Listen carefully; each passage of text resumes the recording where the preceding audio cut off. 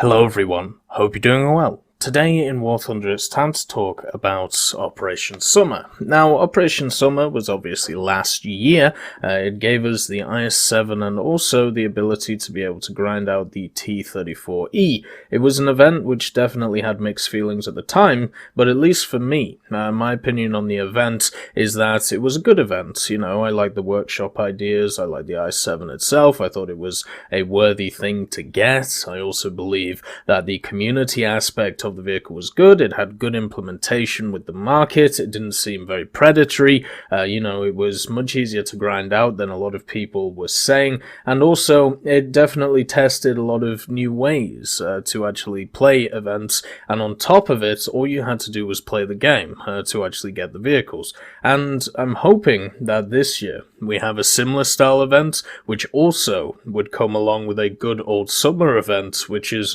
if you remember, the event that came after the Operation S.U.M.M.E.R one, which had the standard challenge event where you could get the FJ4B, one of the SDKFCs, and also I believe it was the Martlet at the time. So for me, when it comes to it, I think Operation S.U.M.M.E.R was an overall positive thing. And why not have a look at some vehicles which would fit the ideas that the IS-7 kind of encompasses? The ideas of a prototype vehicle with either very strong attributes. With the IS-7, it's of course the gun and the armor, but not so much the armor nowadays, but definitely the gun itself. And also the fact that it is a heavy tank with quite a decent amount of speed. I thought, why not have a look at some vehicles which I believe would fit well as an Operation S.U.M.M.E.R vehicle. Now, understand there are going to be some vehicles here which may take you a little bit aback. They are what would be seen as paper vehicles. These vehicles, at least for me, are the ones which could fit the game the best, even though they are paper vehicles. I'm not personally advocating for them, but if we look at what has been added to the game in the past, and also look at the game in general, these to me would be ones, which fit the criteria that we have in War Thunder. So just understand that going in. The first vehicle on offer today is, of course, the TOG-2. Now, the TOG-2 is one of those vehicles that is talked about a lot when it comes to War Thunder. Obviously, it's very popular, mainly because of World of Tanks and also the absolute size of this unit. And with it mounting the 17-pounder, having a 12-cylinder diesel-electric engine from Paxman and Ricardo with a transmission which is powered by 2 electric motors, and a top speed of a wonderful 14 kilometers an hour, what you're looking at is basically a trench on wheels, or a trench on tracks, I should say. And even though it's incredibly popular, in-game it definitely wouldn't be very good. The armor itself would not really stand up to what the gun would allow. And what I mean by that is, if you look at machines like the Sherman Firefly, they're at a specific BR because of the gun and not the armor. And I feel like the TOG-2 would have the same issue, where it would be at a place where its gun would be good, but the armor insufficient. And since it's quite slow as well, pretty much what you've got is kind of not very meta machine, but it is one which is liked and loved by a lot of people. It is one that a lot of people have been interested in adding to the game, and also there is a functioning user model created by Beckett, meaning that there is at least some building blocks for the TOG-2 in the game already. It also has a 6-man crew, so annihilating them might be a little bit hard to do, and the main issue with it is it's the fact that can it fit on most maps? Can it not be used to block streets? Because obviously this can pretty much annoy either the allied team or the enemy team. But I think as a gift premium or a gift vehicle, this would fit great in an event such as a Build-A-Bear one like the IS-7 one. The next vehicle is one which we get onto the paper side, right? So the VK1602 Leopard, this is a machine which was designed for reconnaissance, therefore it is quite small, it is quite lightweight, it has a decent amount of armor on it, but it still has, at least it should have had, decently mounted firepower. Now the problem with this is there was 2 variants of it made, and this one is one of those variants, showing the hull and also showing the quite small turret, which looks very much like a Panzer II turret. What you get out of this machine machine which was planned was a 550 horsepower engine, around about 50 millimeters of armor on the front of it, and the machine itself could go about 45 kilometers an hour, which is matched with a 50 millimeter gun. So the gun from a Panzer III, the speed of slightly faster than of course a Panzer III, and also the armor, which would be quite good as well. Overall, this would be a great light tank to have at the lower echelons of the German tree, which is really struggling for light tanks. Yeah, I am a massive fan of the scouting mechanics of the game, and I would love to see them expanded to lower tiers, especially for machines, or especially for trees like the Germans, which are hurting. But as I said, I can understand if this never saw the light of day in game, since it technically is a paper vehicle, since it wasn't fully built. But I can also see it fitting in the same criteria as a lot of other vehicles that we have in the game, meaning that eventually it would get in. The Lux is also another vehicle that a lot of people point to, but I believe the Lux would be too low tier for this event, where this, at least with the opportunity of having the 50mm and the extended speed and engine, would be able to go around that T-34E BR. The next one to have a look at was actually passed to development. Or, well, actually, no, it wasn't passed to development recently. The pictures of it were actually for a different machine. So, it got passed to development under a different name, but instead I'm going to propose the T-54E2.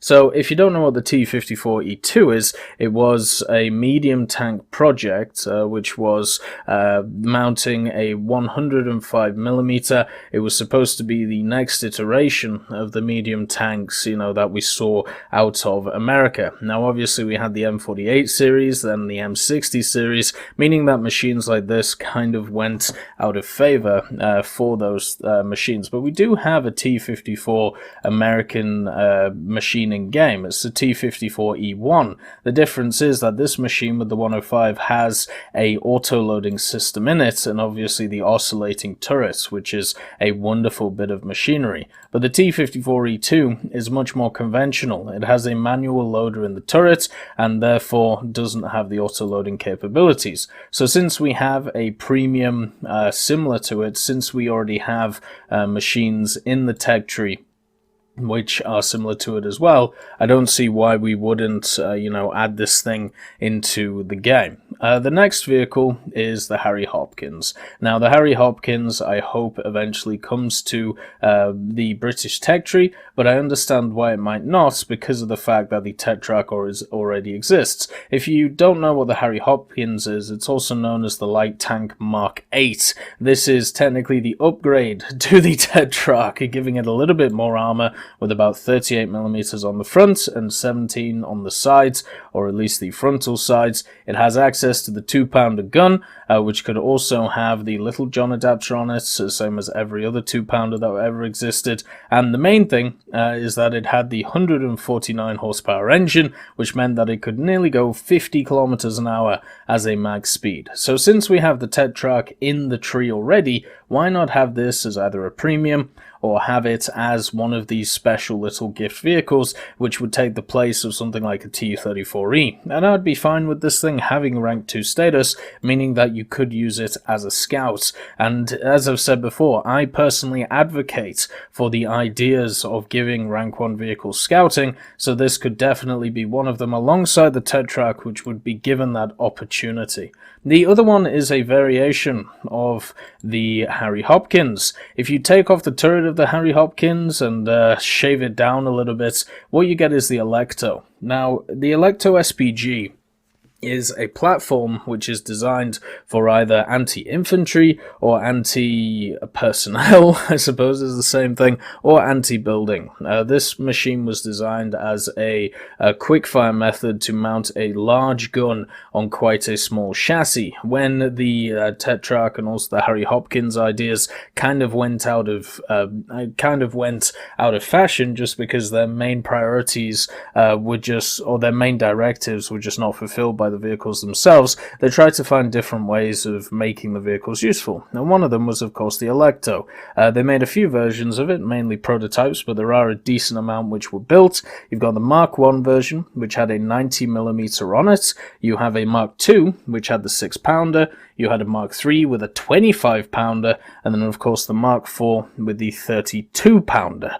So if you wanted to add any of those in as one of these lower echelon vehicles for the Operation S.U.M.M.E.R event, you could easily add some into the tech tree and even have a premium version if you wanted, meaning that you could cover all avenues for this very interesting low-brow SPG. I really enjoy machines like this. It reminds me very much of the ASU-57, you know, running around like a madman, maybe scouting a few people, and then trying to donk on them with a 25-pounder sounds very fun to me in War Thunder. The next one is one which you would definitely class as paper, and therefore kind of struck off at least my list, but would be massively interesting to a lot of players and would fit into that idea of the IS-7.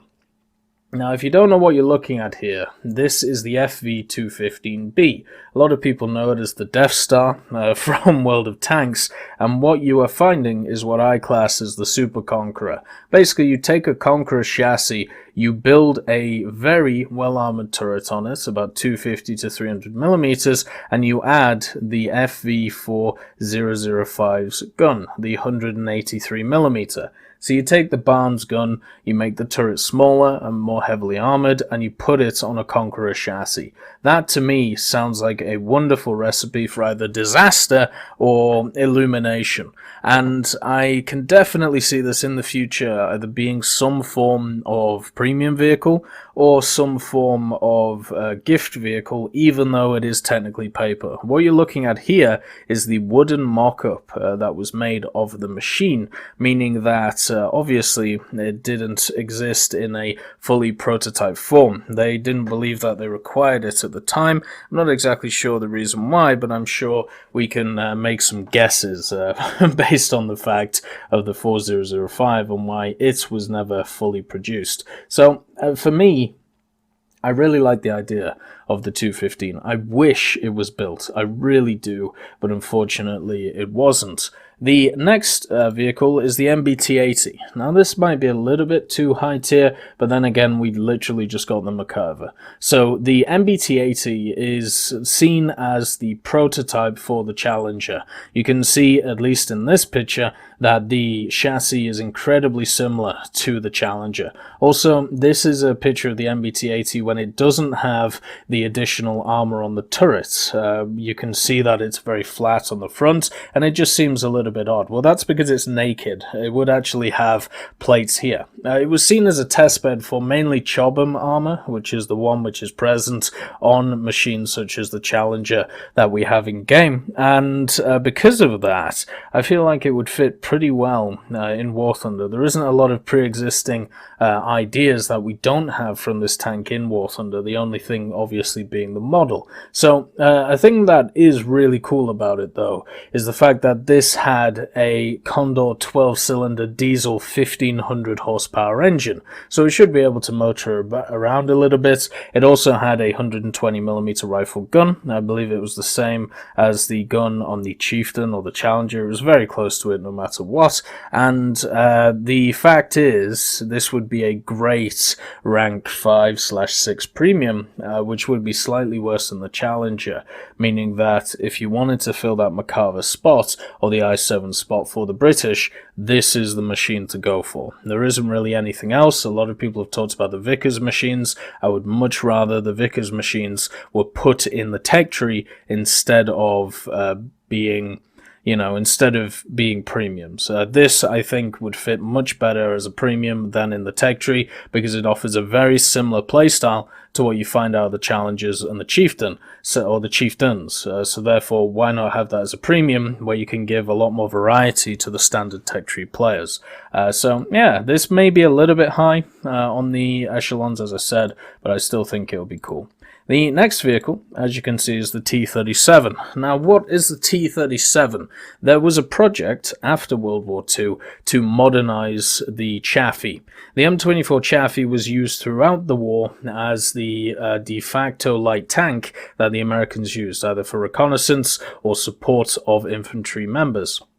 Now, the thing is, by the end of the war, it was kind of seen as surplus to requirements. Even though they'd made an absolute ton of them, they wanted to try and move on from it and move into a different area. Now, as we know, eventually that culminated into the M41 Bulldog, which, let's just say, had mixed reviews when it actually came to combat performance. But during those stages of moving from the M24 to the 41 Bulldog, you need to have prototypes to test out different ideas. Here is one of the first ones, the T-37. It mounted a 76mm T-94 gun, and also it had the armor values that it had were not the best. Here is a post from Pablo Sniper about it, which I believe that I covered at least a few months ago.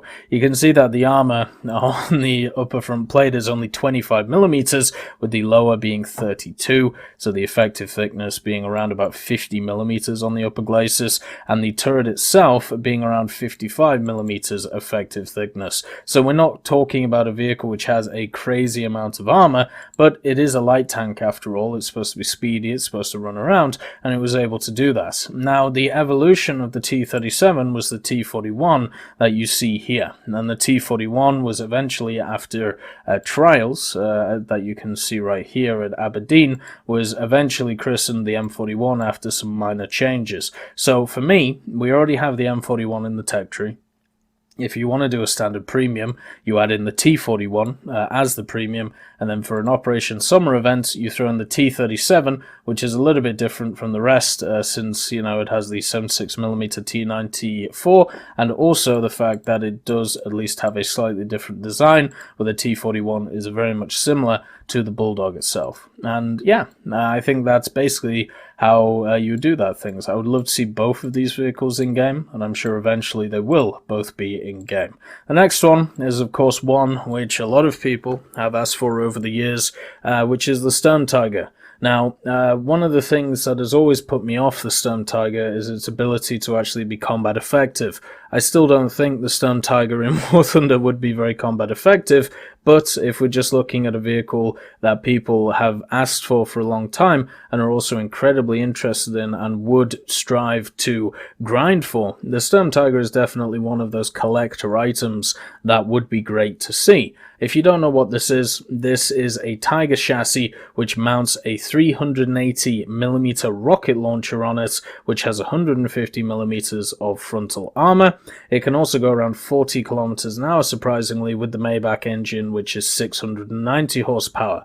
It was mainly supposed to be used in an offensive capacity, destroying buildings or destroying bunkers and causing panic, to be quite honest. But unfortunately, when it came about, it was used very much defensively, since on the Eastern Front, since the Soviets were on the offensive trying to annihilate the Germans. So it never really saw its true prowess. There was around about 10, maybe a few more made, but not in huge numbers. But it was produced, there were prototypes of it, therefore it should be in game at some point. The question is, how do you add it in? And I think since its combat effectiveness is very bad because of the reload of the gun, and also because of the fact that it is a tank destroyer, meaning that you'll just sit at the end of a like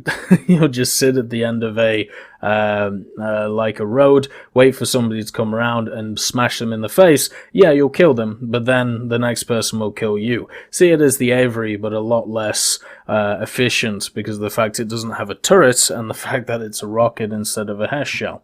I still think it will come to the game though, and an event like this would fit it pretty well.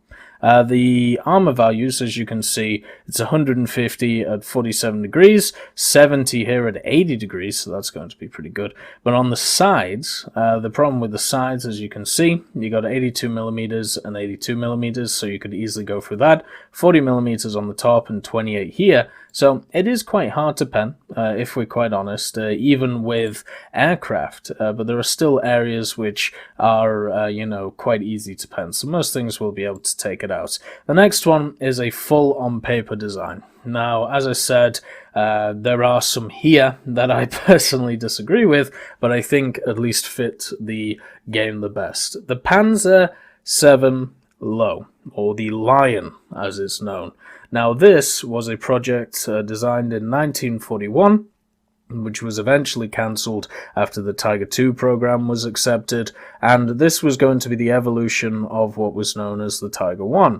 And what you find here is a ridiculous design which would mount the 105mm gun. There was even a version of the Low which was supposed to mount the 155 or the 150, sorry, that the 150 that the Germans had developed. And if any of you are, fans of World of Tanks, you'll know that from the Waffenträger E100 machine, whereas this machine was supposed to mount mainly the 105mm that you find on the Tiger II 105. So the armor values of this are 150 on the turret, 150 on the upper glacis. The main issue with this is it was supposed to be 76 to 90 tons. It was designed to be a 90-ton vehicle, so a super heavy vehicle. We're talking about very much weight on its side, with only a 600 kilowatt Maybach engine, or 800 horsepower as it is known.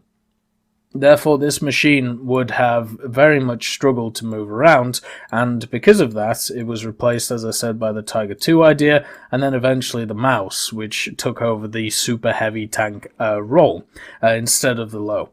It is one of those designs which definitely could have been built, it could have definitely existed, but unfortunately because of either resources or just design decisions, never did. So if you are of that bent, if you believe in paper designs or experimental ideas, you could definitely see this as an Operation S.U.M.M.E.R vehicle. It would fill a very similar area as the IS-7 did when that was out. It's a heavy tank, it's got a big gun on it, it does a lot of penetration, it's got, good armor on it, and it should have decent speed behind it, So, yeah, this to me is kind of the German spiritual successor. By the way, something you will have realized at this point in the video, I haven't included any Soviet tanks, and the reason I've done that is because last year's was Soviet. I thought, why not, try different nations. The next one is, of course, the Priest. If you don't know what the Priest is, it's an artillery piece designed by the US, used by the British, and also used by the Canadian Armed Forces. Basically, it is exactly what it says on the tin. I've talked about it many times, so I'm not going to, harp on about it that much. If we want to test a new mechanic, which would be some form of artillery mechanic from a manual artillery mechanic, this would be the way to do it, and then, you could spread it across the way. If you don't want to add a mechanic like that, though, I would much rather see the mines added to naval, which still haven't been out. The next one is, of course, the M6A2E1. If you don't know what this machine is, imagine an M6, which we have in the American tree, but you add a turret on it with a decent amount of armor, but the main thing is, of course, the upgraded gun. The 90mm that you see on the M6 is a wonderful thing to see, and unfortunately the M6 really never got off the ground. I mean, even if you just look at it from a logical point of view, what you're looking at is a massive machine with not the best armor around, and also the fact that its weight is incredibly high. So a lot of resources, a lot of weight, and would you need it in the Pacific campaign? Obviously not. Would you need it in Europe? Well, if we need it, you use the Pershing or use the T-29, which they're developing. It seems like the M6A2 unfortunately got stuck in a struggling positions, and I believe it had a 105 on it, but don't quote me on that. It's either a 90 or a 105, I can't remember right now. It is pretty late in my neck of the woods. The next vehicle is the STA-3. Now, we have the STA-1 and 2 in-game. What is the difference with the STA-3? Well, the STA-3 has an autoloader. What is weird about it, though, is it still has a 4-man crew. So it still has the loader. It just also has the autoloader. And you're wondering, well, why is that? Why does it have a loader? Well, the autoloading system seems incredibly similar to what we find on the IS-7, where it's much more of kind of an assisted loader than anything else. You have all all of the shells in the back of the turrets, which are eventually loaded into the gun on some form of conveyor belt, therefore leading to them being loaded in. My guess is it still has a 4-man crew because it's a prototype and they were still deciding, what to actually add to it. But this is very similar to the other two that we have in game, just the fact of the autoloader, which I think does make a big difference and would make it so people would, want to see this in game. Another thing is also the cupola is slightly different, but I mean, that's a slight change. It's not a huge thing. And on top of it, when it comes down to it, I think it would be great to see, even if this was just a standard tech tree vehicle. There's also, it's one of the only Japanese vehicles that has a bunch of videos on it on YouTube, so if you actually want to have a look for the STA3, there's a decent amount of information about it. The next one is the Panhard. Now the Panhard EBR, if you don't know what it is, it's a reconnaissance vehicle built by the French. We've talked about it before. As you can see, the wheels are designed for either all-terrain or roads. It is very French in the way that it goes as fast forwards as it does backwards, and also there were versions which mounted the 90 or the 76mm, and as you can see, the turret itself being oscillating is pretty much designed for a low profile. These things are absolutely huge, but they did their job, and also on top of it, because of the fact that there are 76mm versions and 90mm versions, you could have some in the tech trees, because I know a lot of people want these EBRs in the tech trees, and therefore, you could stick one in there and also keep one back for an Operation S.U.M.M.E.R event. As you can see, this is the internals of the EBR. The engine is sat here, and it has a dual transmission system, meaning, as I said, that it can go as fast backwards as it can forwards. Wonderful, interesting. It also has 2 driving positions that you can see, meaning that it does have 2 drivers. The last one, but not least, is of course the Leopard 1. Now, the Leopard 1 is a machine which obviously we have in War Thunder. But what I'm referring to is the Leopard 1 prototypes. They made many Leopard 1 prototypes, over 20 of them technically, and this was to work out what they wanted exactly for a machine for the German, Bundeswehr. They were either going to mount 90s or 105s on us. They all have different armor values, they have different physical models, and also different engines. So you could kind of pick and choose which ones you wanted. Now, I've said in the past I would be fine with Leopard prototypes replacing the Tiger II 105 and the Panther II, and I'm still in that boat. I still think they would be, great fits for that. But if you wanted to take either one of the other prototypes or just add one of these prototypes without exchanging it for the Tiger II 105 or the Panther II, I think it would fit great in an event like the Operation S.U.M.M.E.R event. So yeah, those are all the vehicles that I think would fit well with this new, well, I suppose it's still a new style event. It's still a year young in effect, unless you take, April Fools from last year as a professional proper event.